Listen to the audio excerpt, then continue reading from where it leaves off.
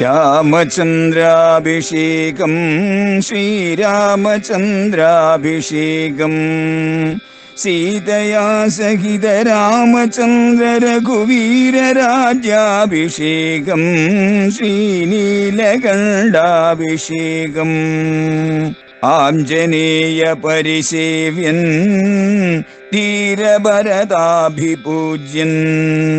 വീരലക്ഷ്മണ കുമാര ശത്രുഘ്ന സോദരാർച്ചിത പദാബ്ജൻ ശ്രീനീലകണ്ഠ ഹൃദയേശൻ രാമചന്ദ്രാഭിഷേകം ശ്രീരാമചന്ദ്രാഭിഷേകം. ദിക്കുകൾക്കും ദിക്പാലകന്മാരുമുണ്ട്. കിഴക്ക്, തെക്ക് കിഴക്ക്, അതേപോലെ തെക്ക് പടിഞ്ഞാറ്, അതേപോലെ വടക്ക് പടിഞ്ഞാറ്, വടക്ക് കിഴക്ക്, ഇങ്ങനെ 8 ദിക്കുകൾ. അതിലെല്ലാം ദിക്പാലകന്മാർ, ഇന്ദ്രാദികളായിട്ടുള്ള ദിക്പാലകന്മാർ. ആ ദിക്പാലകന്മാർക്കെല്ലാം ദിഗ്ഗജങ്ങളുമുണ്ട്. കിഴക്കേ ദിക്കിന്റെ അധിപതി ഇന്ദ്രനാണ്, നമുക്ക് എല്ലാവർക്കും അറിയാം. തെക്ക് കിഴക്കിന്റെ അധിപതി അഗ്നിയാണ്, അതുകൊണ്ട് അതിന് അഗ്നികോണം എന്ന് പറയും. തെക്കേ ദിക്കിന്റെ അധിപതിയാണെങ്കിലോ അത് യമനാണ്. തെക്ക് പടിഞ്ഞാറേ ദിക്കിന്റെ അധിപതി നിരുതിയാണ്. പടിഞ്ഞാറേ ദിക്കിന്റെ അധിപതി വരുണനാണ്. വടക്ക് പടിഞ്ഞാറേ ദിക്കിന്റെ അധിപതി വായുവാണ്. അതുകൊണ്ട് അതിന് വായുകോണം എന്ന് പറയും. നിരുതിയുടെ തെക്ക് പടിഞ്ഞാറേ ആ ദിക്ക്, അതിന് നിരുതി കോണം എന്ന് പറയും. അതേപോലെ വടക്കേ ദിക്ക്, അതിന്റെ അധിപതി കുബേരനാണ്. വടക്ക് കിഴക്കിന്റെ അധിപതി ഈശാനനാണ്. ഇങ്ങനെ ദിക്പതികൾ, അവർക്കെല്ലാം ദിഗ്ഗജങ്ങളുമുണ്ട്. ഇന്ദ്രന്റെ ആന, അത് വളരെയേറെ പ്രസിദ്ധമാണ് ഇതിഹാസ പുരാണങ്ങളില്. ഐരാവതം എന്നു പേരായ 4 കൊമ്പൻ ആന, വെളുത്ത ആന. ഇങ്ങനെ ദിഗ്ഗജങ്ങളുണ്ട്. ആ ദിഗ്ഗജങ്ങളാണ് ഈ പ്രപഞ്ചത്തെ തന്റെ ശിരസിൽ താങ്ങി നിർത്തുന്നത് എന്ന് ഇതിഹാസ പുരാണങ്ങൾ ഉദ്ഘോഷിക്കുന്നു. പ്രപഞ്ചത്തെ രക്ഷിക്കുക എന്നുള്ള ചുമതല ഈ ദിഗ്ഗജങ്ങളുണ്ട്. ഈ ദിഗ്ഗജങ്ങൾ ഗംഗാനദിയിൽ സ്നാനം ചെയ്യാൻ വരും. കാട്ടാനകൾ മാത്രമല്ല, അതാണ് ദിശാഗജൈഹി. ദിഗ്ഗജങ്ങൾ ഇവിടെ വന്നിറങ്ങി സ്നാനം ചെയ്യുന്നു. അതേപോലെ തന്നെ ചുറ്റുമുള്ള കാടുകളിലെ ഗജങ്ങൾ ഇവിടെ വന്ന് സ്നാനം ചെയ്യുന്നു.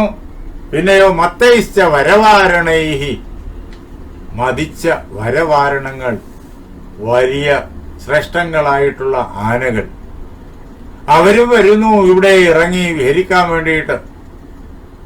അങ്ങനെ ഇവകളാൽ വളരെയേറെ നയനാഭിരാമമാണ്, ഗംഭീരമായി ശോഭിക്കുന്നതാണ് ഈ ഗംഗാനദി. ഫലപുഷ്പൈഹി കിസലൈ വൃതാം ഗുൽമൈർ ദ്വിജൈസ്തഥ.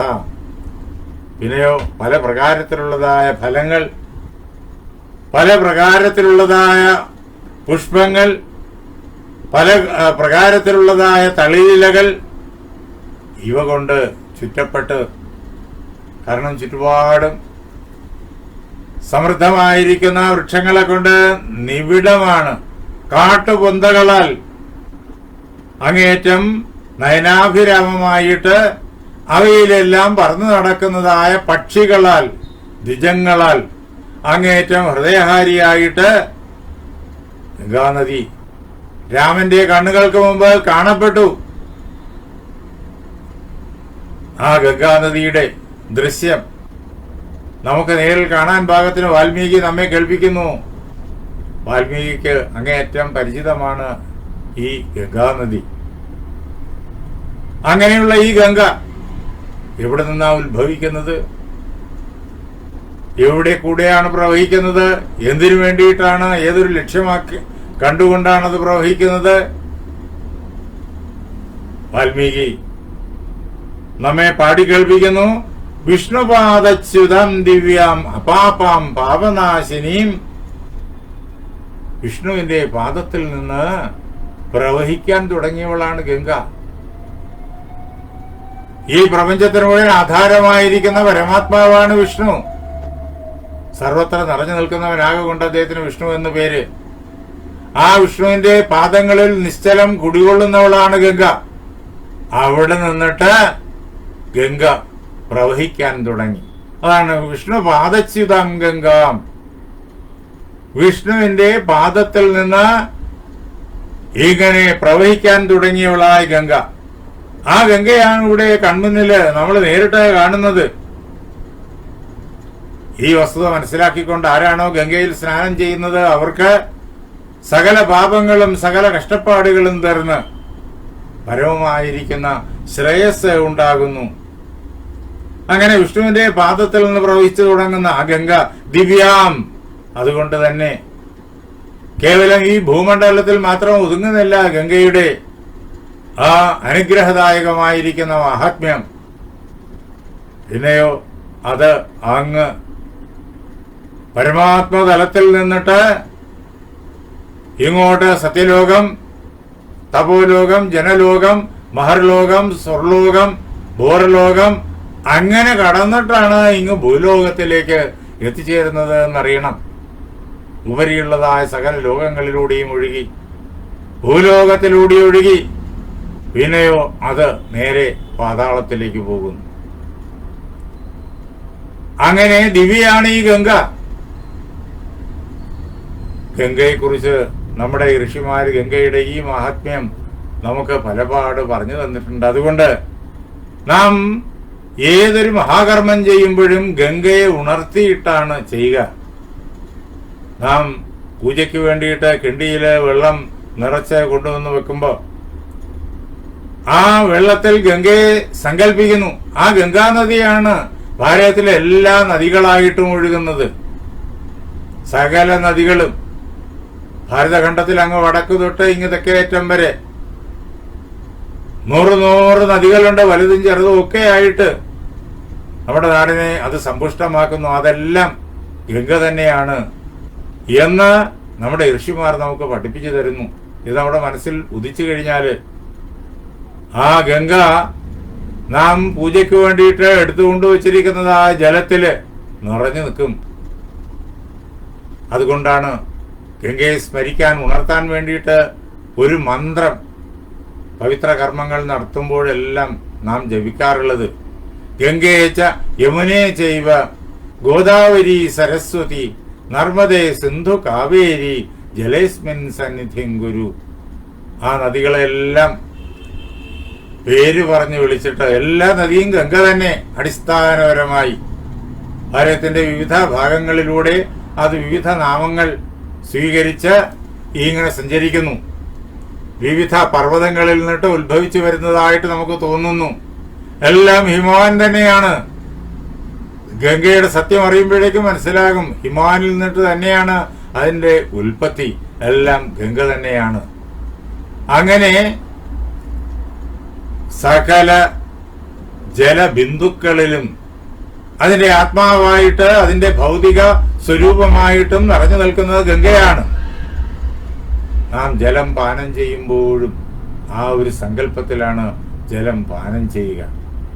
ഗംഗാജലം തന്നെയാണ് നാം കുടിക്കുന്നത്, അതല്ലാതെ വേറെ ഏതെങ്കിലും ഒരു ഭൗതിക H2O അല്ല. അങ്ങനെ വിഷ്ണുവിന്റെ പാദത്തിൽ നിന്നിട്ട് പ്രവാഹം ആരംഭിച്ച് ഇങ്ങനെ ഈ സകല ലോകങ്ങളെയും പവിത്രീകരിച്ചുകൊണ്ട് വരുന്ന ഗംഗ അത് കേവലം ഭൗതികമുണ്ടമല്ല, അത് ദിവ്യയാണ്. അങ്ങനെയുള്ള ഈ ഗംഗയോ അപാപാം പാപമില്ലാത്തവളാണ്. അതാണ് ഗംഗയുടെ മഹത്വം.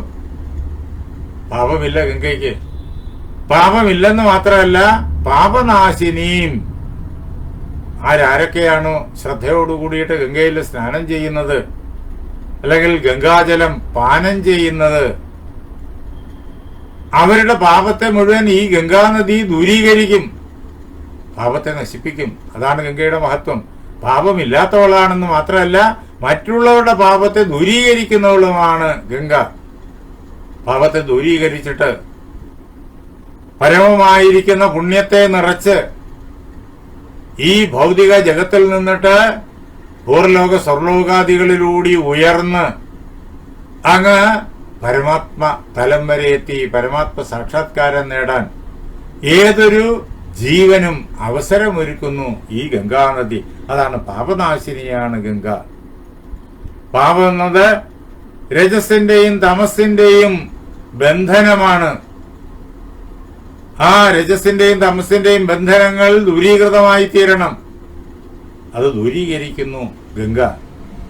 എന്ന് മാത്രമല്ല, അത് കഴിഞ്ഞ് സാത്വിക ഗുണത്വവും ബന്ധനം തന്നെ.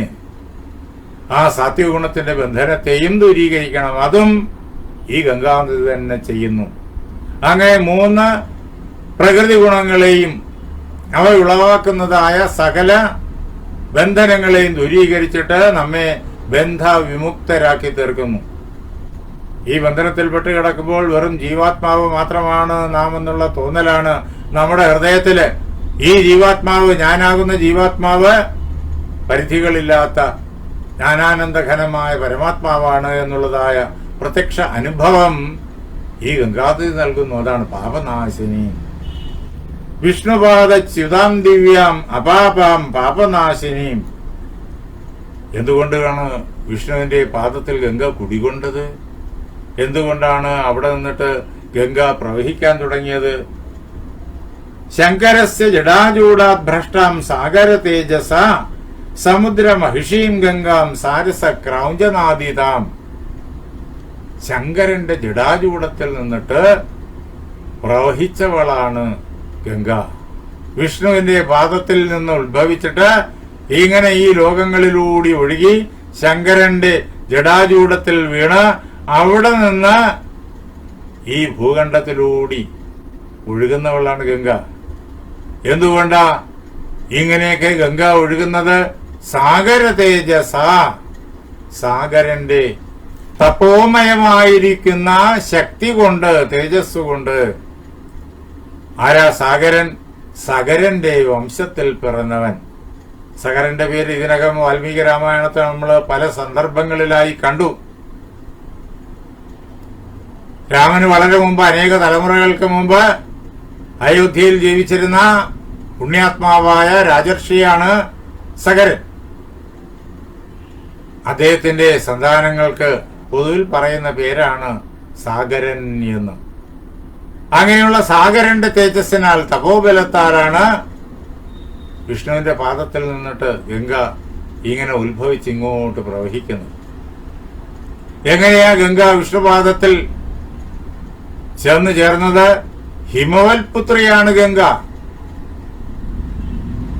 ഒരു ദിവസം ബ്രഹ്മാവ് ഹിമവാന്റെ കൊട്ടാരത്തിൽ ചെന്നു. ഹിമവാൻ ലോകത്തിന്റെ മുഴുവൻ പിതാമഹനായിരിക്കുന്ന ബ്രഹ്മാവിനെ യഥായോഗ്യം പൂജ ചെയ്ത് സ്വീകരിച്ചു. ബ്രഹ്മാവ് ഹിമവാനിൽ നിന്നിട്ട് ഹിമവൽ പുത്രിയായിരിക്കുന്ന ആ ഗംഗയെ തനിക്ക് തരണം എന്ന് അഭ്യർത്ഥിക്കാനാണ് വന്നിരിക്കുന്നത്. ബ്രഹ്മാവ് ഗംഗയെ തനിക്ക് തരണം എന്ന് ആവശ്യപ്പെട്ടു. ഹിമവാൻ സന്തോഷത്തോടുകൂടി ഗംഗയെ ബ്രഹ്മാവിന് നൽകി. ബ്രഹ്മാവ് തന്റെ കയ്യിലിരിക്കുന്ന കമണ്ഡലുവില് ഗംഗാദേവിയെ വാങ്ങി സ്വീകരിച്ച ആ ഗംഗാദേവിയെയും കൊണ്ട് സത്യലോകത്തിലേക്ക് പോയി.